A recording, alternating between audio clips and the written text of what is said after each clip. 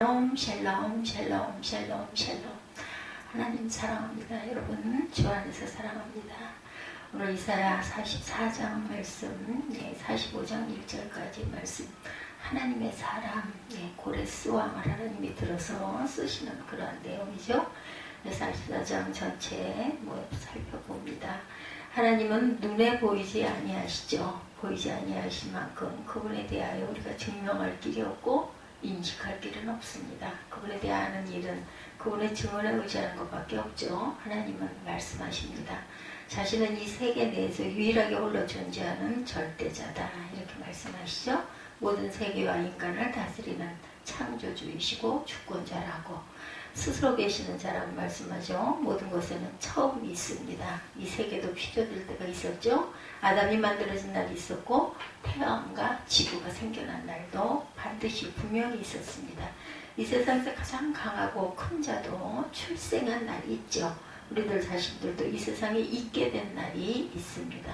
이처럼 시작되는 날이 있는 모든 것들은 자기 의지로 존재하지 아니하고 자기 능력으로 존재할 수가 없어요.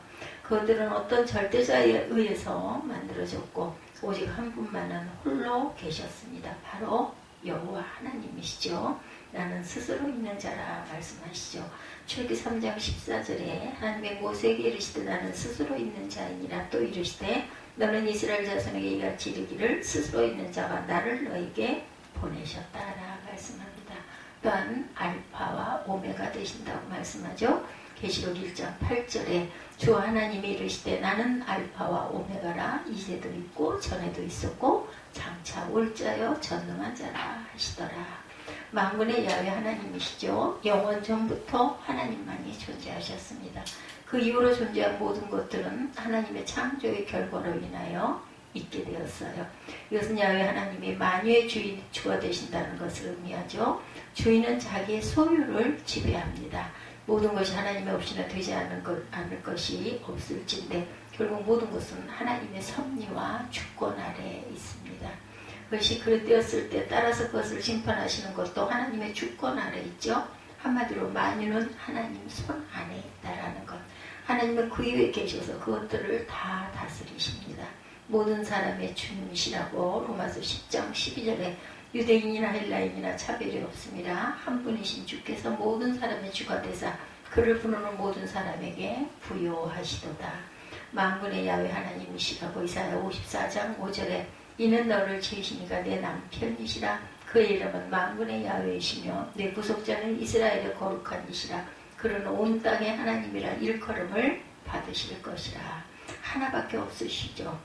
그리스도 신화에 보면 많은 신들이 등장하죠. 그들 가운데 절대적인 신은 없습니다. 이 세상의 모든 신화나 모든 종교를 보면 신들이 너무너무 많아서 그 이름을 다 외우기도 힘들죠.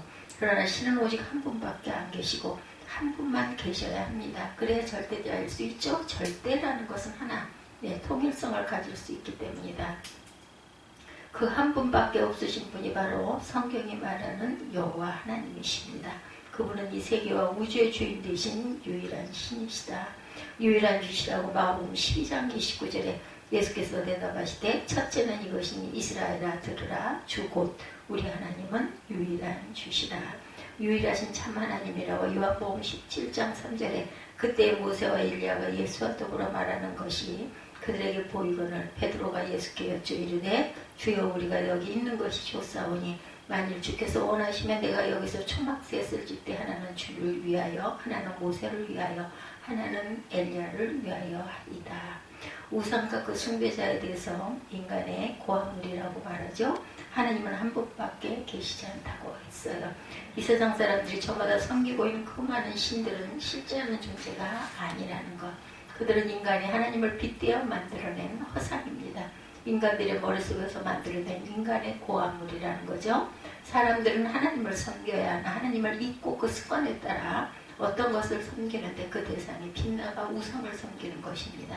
우상이란 결국 글자 그대로 어리석은 것이다. 허망한 우상이죠. 이사야 59장 4절에 공의대로 소송하는 자도 없고 진실하게 판결하는 자도 없으며 허망한 것을 의뢰하며 거짓을 말하며 악행을 잉태하여 죄악을 낳으며 독사가 알을 품으며 거미줄을 짜나니 그 알을 먹는 자는 죽을 것이요 그 알이 밟힌 즉 터져서 독사가 나올 것이니라. 자연의 피조물이에요. 인간은 어리석기가 그지없어서 존재하지 않은 신을 있는 것처럼 고안하여 섬길 뿐만 아니라 보이는 피조물들을 섬깁니다. 그것은 사실에 있어 인간보다 못한 것임에도 불구하고 그것들에게 절하고 기름 화복을 기원하죠. 예를 들어 너무나 돌이나 나무나 돌이나 산이나 바다를 숭배하는 것이 그런 행위입니다. 이 자연물 숭배는 인간이 지극히 어리석다는 것을 단적으로 증거해주고 인간이 얼마나 하나님을 떠나 그 마음에 폐역하여 있는가를 증거해 주는 거죠. 아무도 자기보다 낮은 것을 숭상하지 않습니다. 인간만이 어리석습니다. 나무와 돌 이사야 37장 19절에 그들의 신들을 불에 던져 싸우나 그들은 신이 아니라 사람이 손으로 만든 것일 뿐이요 나무와 돌이라 그러므로 멸망을 당하였나이다. 자연 재료로 만든 신 있죠. 다니엘 5장 4절에 그들의 술을 마시고 그 금, 은, 구리, 쇠, 나무, 돌로 만든 신들을 찬양하리라. 멸망당하는 존재들 하나님은 유일하신 분이기 때문에 하나님을 섬기지 않는 대가는 명백합니다. 그것은 하나님으로부터 끊어지는 것이죠. 이 세계와 우주 내에서 생명의 유일한 공급자는 유일하신 절대자 하나님밖에 안 계시죠. 그러므로 그로부터 끊어진다는 것은 곧 죽는다는 것을 의미합니다. 하나님을 섬기지 아니하고 하나님 아닌 다른 것을 의뢰하는 자는 죽음에 이르는 것이다. 게다가 하나님께서는 마지막 때 죽음의 재앙을 친히 권능으로 내리시기 때문에 우상 숭배자는 결코 죽음의 재앙에서 피할 수 없다. 멸망의 선포는 신명기 8장 19절에 누구든지 내 이름으로 전하는 내 말을 듣지 아니하는 자는 내게 벌을 받을 것이요 우상 숭배자가 멸망합니다. 에스겔 8장 18절에 그러므로 나도 분노로 갚아 불쌍히 여기지 아니하며 긍휼을 베풀지 아니하리니 그들이 큰 소리로 내 귀에 울부짖을지라도 내가 듣지 아니하리라 말씀하시죠. 하나님의 백성이 가야 할 길은 어떤 길일까? 이 세상에 중립이라는 것은 없습니다. 하나님 편도 아니고 죄악의 편도 아닌 중간 입장이라는 것은 없다는 거죠. 결국 모든 사람은 하나님 편에 서서 하나님을 경외하든지 악의 편에서 하나님을 대적하다가 멸망하든지 하게 된다는 것. 하나님 편에 서 있는 사람이 해야 할 가장 심판 일은 그의 입을 열어 하나님의 만유의 창조주제 되시며 주관자 되시고 심판자 되신다는 것을 자기 백성의 구원자시라는 것을 고백해야 합니다. 고백하지 않는 것은 부인하는 것과 다를 바가 없어요. 시인의 절대성입니다. 마태복음 10장 30절에 누구든지 사람 앞에서 나를 시인하면 나도 하늘에 계신 내 아버지 앞에서 그를 시인할 것이요.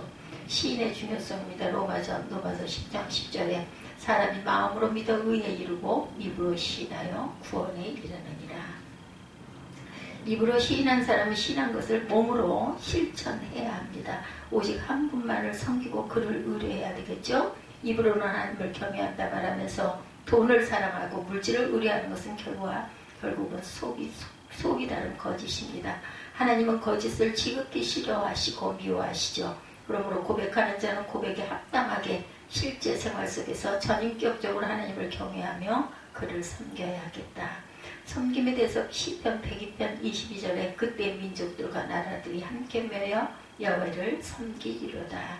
섬김의 의무에 대해서 로마서 12장 11절입니다. 부지런하여 게으르지 말고 열심을 품고 주를 섬기라. 하나님 편에 서 있다는 것은 최종적으로 증명해주는 증거는 기쁨이죠. 사랑하는 사람을 지극히 염려한다면 사랑하는 사람은 그를 위해 어떤 고통도 인내하고 기뻐합니다. 이와 같이 하나님을 사랑하는 사람은 이 세상에서 잠시 고통을 고통이라고 여기지 아니하죠. 오히려 고통을 즐거움으로 변화시킵니다. 그는 하나님을 즐거워하는 가운데 하나님을 찬미합니다. 그가 자기를 창조하시고 돌보아 주시고 구원해 주셨고 영원한 복으로 인도하실 것을 확신하기 때문이죠. 기쁨으로 하는 인내입니다. 골로새서 1장 11절에 그의 영광과 힘을 따라 모든 능력으로 능하게 하시며 기쁨으로 모든 견딘과 오래 참음에 이르게 하시고 우리로 하여금 기 가운데 성도의 기업의 부분을 얻기에 합당하게 하신 아버지께 감사하게 하기를 원하노라. 항상 기뻐하라. 빌립보서 4장 4절에 주 안에서 항상 기뻐하라. 내가 다시 말하노니 기뻐하라. 하나님께서는 우리에게 누누이 강조하신 것 가운데 하나는 그가 한 분이시라는 것이에요. 또 그가 한 분이심으로 다른 어떠한 신도 섬기지 말고 오직 하나님만을 섬기라는 거죠. 이것을 어기는 날에는 하나님의 무서운 징표밖에 없으니 계속해서 선포되고 있어요. 이것은 말씀 속에서 너무나 명백하게 드러나고 있습니다. 이 상황에서 우리가 해야 할 일을 그를 인정하고 고백하고 그만을 섬기고 그 일을 기뻐하는 것이다. 하나님의 사람하고 말씀하시죠. 오늘 본문 44장 28절과 45장 1절이에요. 고레스에게 이같이 말씀하시되 이렇게 말씀하고 있습니다. 마지막 절에 44장 마지막 28절에 고레스에 대하여는 이르기를 내 목자라 그가 나의 모든 기쁨을 성취하리라 하며 예루살렘에 대하여 이르기를 중건되리라 하며 성전에 대하여는 내 기초가 놓여지리라 하는지라. 야훼께서 그의 기름 부음을 받은 고레스에게 이같이 말씀하시되 내가 그의 오른손을 붙들고 그의 앞에 열국을 항복하게 하며 내가 왕들의 허리를 풀어 그 앞에 문들을 열고 성문들이 닫히지 못하게 하리라. 이렇게 말씀하시죠. 44절에 중요한 부분들, 44절에 중요한 내가 택한 이스라엘아. 1절에 보면 하나님은 이스라엘 백성이 태어나기도 전에 이미 그를 택하셨다라고 말씀하죠. 나의 종 내가 택한 이스라엘아 이제 들으라. 너를 만들고 너를 모태에서부터 지어낸 너를 도와줄 야훼가 이같이 말하노라. 나의 종 야곱 내가 택한 여수루나 두려워하지 말라. 창세기 15장 13, 14절에 야훼께서 아브라함에게 이르시되 너는 반드시 알아라. 내 자손이 이방에서 객이 되어 그들을 섬기겠고 그 후에 내 자손이 큰 재물을 이끌고 나오리라. 이사야 41장 8절에 그러나 나의 종 너 이스라엘아 내가 택한 야곱아 나의 곧 아브라함의 자손아. 이렇게 말씀하십니다. 택하신 목적이 신명기 4장 30절에서 42절까지 너를 택하시고 큰 권능으로 친히 인도하여 애굽에서 나오게 하시며 내게 명령하는 야훼의 규례와 명령을 지키라. 요한복음 15장 16, 17절에 내가 너희를 택하여 세웠나니 이는 너희로 와서 열매를 맺게 하고 너희 열매가 항상 있게 하여. 이렇게 말씀합니다. 여수에 대해서 2절에 나오죠. 이것은 이스라엘의 또 다른 이름으로 정직한이라는 뜻을 강조하는 애칭입니다. 여수루나. 이 단어가 사용된 것은 이스라엘의 구속과 회복에 관한 본절 모세의 노래와 모세의 축복 모두 네 군데에 나타납니다. 신명기 30장 15절은 그런데 여수run이 기름짐에 발로 찼도다. 내가 살찌고 비대하고 윤택함에 자기를 지으신 하나님을 버리고 자기를 구원하신 반석을 없이 여긴도다. 신명기 33장 5절에 여수룬의 왕이 있었으니 곧 백성의 수령이 모이고 이스라엘의 모든 지파가 함께 한 때로다. 신명기 33장 26절에도 여수룬이여 하나님 같은 이가 없도다. 그가 너를 도우시고 하늘을 타고 궁창에서 위엄을 나타내시는도다. 이렇게 말씀하고 있습니다. 여수룬이라는 말을 두려워하지 말라라고 말씀하죠. 택한 나의 백성아. 이스라엘의 또 다른 이름이라는 거, 정직한이라는 뜻을 강조하는 애칭이라는 건 기억하고 갑니다. 과연 반석은 없나니 다른 신이 있음을 내가 알지 못하다. 8절에 야훼 외에 참 신이 없으며 여호와만 반석이 되신다. 반석 대신 하나님이 하시는 일이 생수를 공급해 주시죠. 고린도전서 10장 4절에 다 같은 신령한 음료를 마셨으니 이는 그들을 따르는 신령한 반석으로부터 마셨음에 그 반석은 누구세요? 곧 그리스도시라. 환난 날에 붙들어 주세요.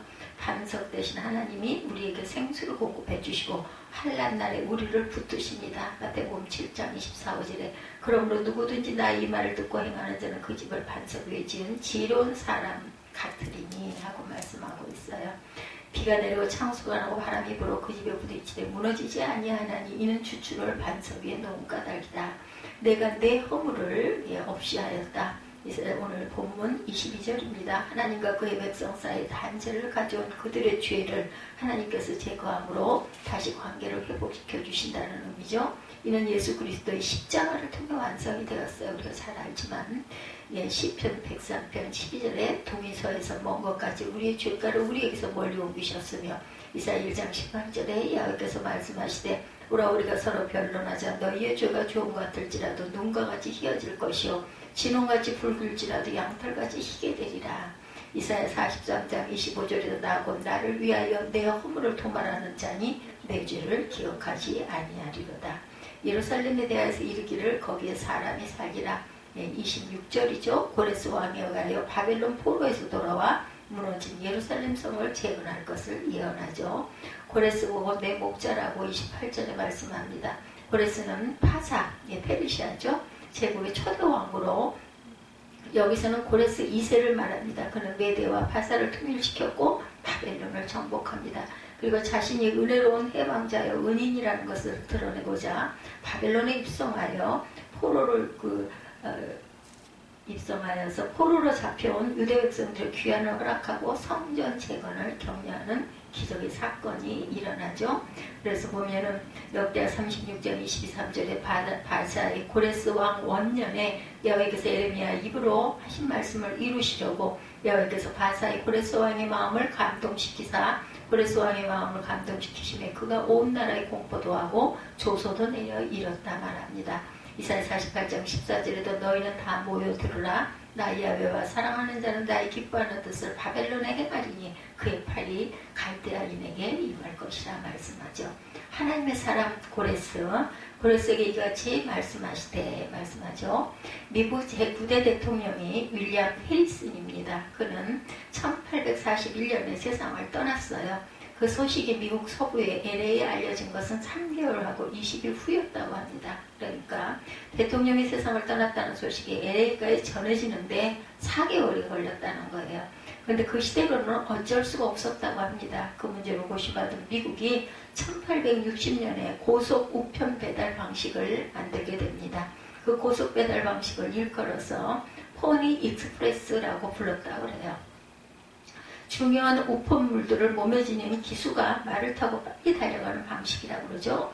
동부에서 서부까지 3,000km 정도의 거리를 말을 타고 달려갔다고 그래요. 승마에 뛰어난 사람 40명이 몸을 아주 가볍게 한 다음에 교대로 달렸다고 합니다. 할 수만 있으면 가볍게 하려고 말발구까지도 아주 얇게 만들었다 합니다. 동부에서 서부로 가는 중간에 위험한 지역들이 있었지만 몸을 가볍게 하기 위해서 아무런 무기도 지니지 않았다고 그래요. 너무 광활하고 넓으니까 한 군데서 한 군데 가는데 이렇게 어려움이 많았다는 거죠. 내 몸을 가볍게 하려고 했던 것들이 반드시 지니고 가는 게 있었는데 40명의 기수들이 반드시 지니고 가는 것, 그것은 성경을 가슴에 품고 달렸다고 그러죠. 그때나 지금이나 미국은 여러 가지 상반된 모습을 보여줍니다. 세계를 압도하는 정치, 경제, 군사적인 강대국의 모습을 보여주죠. 그러면서도 아직까지는 성경을 품고 가는 기독교 국가로서의 모습도 보였다. 시간이 흐르다 보면 언젠간 미국이 아닌 다른 나라가 보다 더 기독교적인 모습을 보이게 되겠죠. 그렇지만 지금까지는 다른 관계는 다 나중에 생각하더라도 성경과 기독교의 관점에서 미국과의 관계를 잘 유지할 필요가 있겠습니다. 러시아나 중국이나 일본과는 관계를 맺어서 안 된다는 말씀을 드리는 게 아니고 관계의 내용이나 우선순위에 있어서 지킬 것은 지켜나가는 것이 바람직하다는 거죠. 40여 년 전에 한국이 자동차를 만들어 처음 해외로 수출하는데 그 당시 현대자동차 이름이 폰이었죠. 저도 기억이 납니다. 폰이라는 이름이 그 옛날에 포니 익스프레스로부터 나온 게 아닐까 짐작이 되죠. 현재 이 나라의 국제사회에서 단연과 앞서가는 사업 분야가 그때 포니 익스프레스와 비슷한 분야일 것이죠. 이 나라의 그 IT 분야가 말을 타고 빨리 달리던 그 사업과 비슷해 보이기도 합니다. 할 수만 있으면 빨리 달리는 경쟁에서 이 나라는 어느 만큼 성공했어요. 우리나라 그 이름이 있죠. 파리파리, 빨리빨리 해외에서 불려지는 우리나라의 그 익명입니다. 근데 빨리 달리는 사람들의 품속에 성경을 간직하게 하는 일에 있어서는 그렇게 성공적이지 못했다고 판단이 됩니다. 그런 일이 우리에게 맡겨진 일이라는 거죠. 교회가 밝고 건강하게 살아나가야 우리가 그 일을 감당하게 되겠죠. 그런 맥락에서도 교회를 새롭게 하는 그 교회가 항상 새로워야 되겠죠. 해마다 우리는 새롭게 시작을 합니다. 생각지 못한 시대 상황이 펼쳐지고 국가와 교회가 어떻게 나아갈지 알 수 없을 때 하나님의 말씀을 전하면서 방향을 제시했던 사람들 누구예요? 선지자들입니다. 선지자라고 해서 모두가 올바른 말씀을 전했던 것은 아니죠. 다니엘서에 대한 이야기를 제가 조금 찾아봤는데 글쎄요, 제가 여러 부분의 것들을 종합해서 볼 때는 선지서 쪽으로 많이 나와 있더라고요. 그러니까 뭐 전부 다 서로 각자의 론이 있다 보니까 주장을 하는데 선지서로 나와 있는 부분이 많았습니다. 선지자라고 해서 모두가 올바른 말씀을 전했던 것만은 아니다. 거짓 선지자는 잘못된 말씀을 전하면서 나라를 패망으로 이끌기도 합니다. 성경을 대표할 만한 선지자들은 아주 어려운 시대 어려운 상황에 하나님의 말씀을 전했는데 왕이나 권력자들은 잘 받아들이지를 않았겠죠. 선지자가 전하는 말씀을 몰라서가 아니라 알면서도 말씀을 거부했다는 것이 문제입니다. 그런 문제는 이 시대에 우리에게도 일어나게 됩니다. 말씀의 내용을 잘 알면서도 들으려 하지 않는 경우가 얼마든지 있어요. 뭐 뻔한 얘기인데 그게 그 얘기인데 하고 다른 짓들을 많이 하죠. 여러분들이 올바른 말씀이라고 얼마든지 듣고 따르고자 하는 마음으로 말씀과 마음을 다해서 귀를 기울여주는 그런 귀가 되시기 바랍니다. 하나님을 모르는 이방 세계를 향하여 하나님 말씀을 전하는 사람에 대해서 또한 선교사다 이렇게 말하죠. 선지자, 선교사, 선자가 들어갑니다. 선교라는 말이 영어로 미션입니다. 본래 라틴어는 멀리 보낸다라는 의미를 갖고 있어요. 그래서 보면은 우리가 해외까지 멀리 보낸다라고 얘기할 때 선교 이렇게 얘기하죠. 가까운 데서는 그저 전한다라고 얘기를 하지만 먼 곳에 다른 타국에 가는 것을 선교, 멀리 가서 복음을 전하는 사람의 선교사, 가까이서 국가와 교회의 중심을 향하여 말씀을 전하는 사람은 선지자, 복음을 모르는 이방인들에게 말씀을 전하는 것이 선교사에게 맡겨진 일이라면 잘 아는 사람들에게 말씀을 전하는 것은 선지자에게 맡겨진 사명이다. 멀리 가서 전하는 것이나 가까이서 전하는 것이나 어렵기는 마찬가지입니다. 주변의 사람들에게 전하는 것 뭐라고 얘기해요? 전도 이렇게 얘기하죠. 근데 어려움의 종류가 근본적으로 다르다고 생각이 됩니다. 멀리 가서 전하는 것이나 가까이서 전하는 것이나 어렵기나 마찬가지인데 종류가 근본적으로 다르다. 세상 모르는 아이가 엄마의 말을 듣지 않는 어려움이 선교사의 어려움이라면 잘 알면서도 아내의 말을 듣지 않는 남편으로 인한 어려움을 선지자의 어려움과 비슷하지 않을까 이렇게 생각이 됩니다. 위대한 선지자들은 종교와 전통의 중심으로 말씀을 전해왔어요. 그 나라의 정치와 종교의 중심을 향하여 권력자들에게 말씀을 전합니다. 하나님의 말씀을 잘 알면서도 거부할 가능성이 큰 사람들에게 하나님의 말씀을 전했다는 거죠. 그러니까 선지자 일은 무척이나 위험한 일이었어요. 자신의 생명을 걸고 그죠? 전하죠. 전문가와 권력자들이 가득한 예루살렘이 선지자에게는 가장 중요한 사명이면서도 동시에 아주 위험한 장소였다. 하나님의 도성인데 하나님의 종들에게 무덤이 되기도 하는 참으로 역설적인 장소였습니다. 예수님의 십자가 죽음이 예루살렘에서 결정되고 집행된 것은 바로 그런 이유 때문이었다라는 것. 예루살렘의 그런 측면에 대하여 이사야서 1장 21절에 말씀하죠. 신실하던 성읍이 어찌하여 창기가 되었는고 정의가 거기에 충만하였고 공의가 그 가운데 거하였더니 이제는 살인자들 뿐이로다. 본래 처음에는 신실한 신앙인의 열매를 보이던 성읍인데 어찌하여서 지금은 타락한 영적으로 무질서한 성읍이 되고 말았는가 합니다. 옳고 그른 것을 소중히 여기던 사람들이 어찌 그렇게 어두운 범죄자들이 되었느냐. 세상의 법으로만 괜찮다면 살인도 저지르는 그런 성읍이 되고 만 것이에요. 이사야 선지자가 타락한 예루살렘을 향하여 예리한 말씀을 전하고 있습니다. 결혼하는 젊은이들이 초기에는 어떻게든 마음을 아파요. 아주 잘 살아보려고 애를 쓰죠. 근데 이런저런 현실에 시달리고 살아가는 동안에 밝게만 보이던 미래가 자꾸 흐려져 갑니다. 사랑도 조금씩 식어져 갑니다. 사랑과 희망을 말하던 관계가 상식과 원칙을 말하는 관계로 변해버립니다. 시간이 흐르면서 신뢰와 사랑이 깊어지는 경우가 얼마든지 있어요. 그런데 많은 경우 믿음, 소망, 사랑의 관계들은 어둡게 흐릿하게 변해가죠. 시간이 흐르는 동안에 생명력이 점차 약해져가는 것과 비슷합니다. 신앙이 좀 식어졌다고 해도 일반적으로 일어나는 경우라면 크게 문제되지는 않을 것인데 말씀을 듣고 깨닫고 살아나는 과정이 그렇게 어렵지 않을 것이라고. 그런데 중심 있는 사람들이 신앙을 배신하고 돌아서는 경우가 있었던 거죠. 이스라엘 주변 강대국들 사이의 관계가 갈등과 전쟁으로 치닫게 되었을 때 예루살렘의 중심에 있던 사람들이 잘못된 결정을 내리는 경우가 있었다는 거죠. 거짓 선지자들과 어두운 권력자들이 하나님과는 관계없이 정치와 권력의 관점에서 강대국들과의 관계를 결정하려고 합니다. 그 시대의 강대국들 중에 아수르가 있고 바벨론도 있고 애국도 있었어요. 우리 주변에 미국이 있고 중국이 있고 러시아가 있는 것처럼. 그렇죠. 그런 나라들과 어떤 식으로든 어느 만큼의 관계를 맺고 살아가는 건 당연한데 그런 관계의 내용이나 관계 우선순위에서 구분과 결단이 필요하다는 거죠. 그런데 거짓 선지자들은 정치 원력과 경제적 이권을 따라서 판단하려고 합니다. 그때 예루살렘이나 현재 대한민국 서울이나 별로 다르지가 않습니다. 그때나 지금이나 어두운 권력자들의 판단 방식이 비슷하다라는 거죠. 왜 우리가 이런 선택을 해야 하는지를 분명히 말할 수 있어야 되는 거죠. 설령 나중에 결과가 잘못된다 하더라도 하나님 보시기에 백성들이 보기에 올바른 근거와 과정을 거쳐서 판단하고 결정해야 하겠다.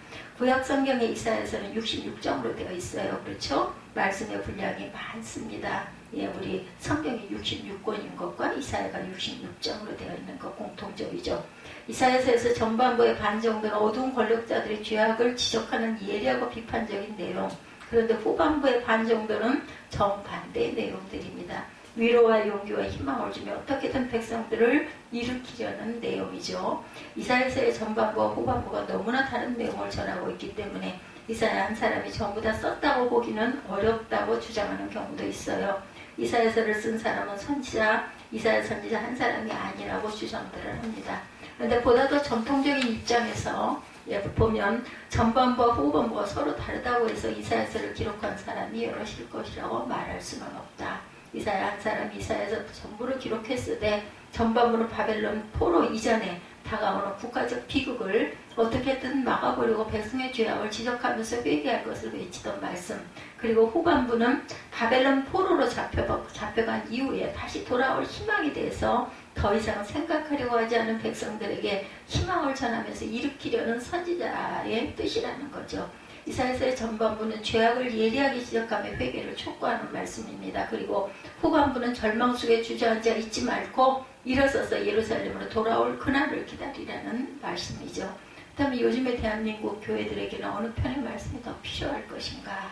이사야서 전반부의 예리한 비판적인 말씀이 필요할까? 아니면 위로와 희망을 전하는 후반부의 말씀이 더 필요할까요? 여러분들, 물론 이사야서의 전반부와 후반부 모두가 우리를 위해 필요한 그런 말씀들입니다. 어느 한편에 무게를 둔다면 지금은 후반부의 말씀이라고 우리가 판단이 되죠. 우리의 교회들은 오랫동안 내적으로 외적으로 시련을 받아왔어요. 죄악과 잘못을 깨닫는다고 해도 자신의 힘으로 헤어나오기가 아주 어렵습니다. 그러니까 이제는 잘못과 죄악을 지적하는 말씀보다는 어떻게든지 일어서게 하는 희망과 용기를 가지게 하는 이사야서 후반부와 같은 말씀이 필요한 시기가 아닐까. 지금 훌륭한 지도자가 필요한 시대다라는 이야기를 많이 합니다. 항상 우리가 대통령 선거를 하고 기대를 거는데 그러고 나면은 실망하죠. 이런 것처럼 훌륭한 지도자들이 필요합니다. 교회도 국가도 훌륭한 지도자가 필요한 시대인 것만은 분명한 것 같아요. 온 세상으로부터 오래전부터 존경받아온 지도자 중에 이런 사람이 있어요. 이사야서 44장 28절의 성덕 전합니다. 고레스에 대하여서 이르기를 내 목자라 그가 나의 모든 기쁨을 성취하리라.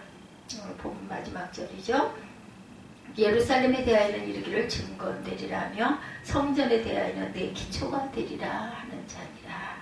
하나님께서 페르시아의 고레스 왕에 대하여 그는 내 목자라 그가 나의 기쁨을 성취하리라고 말씀하셨어요.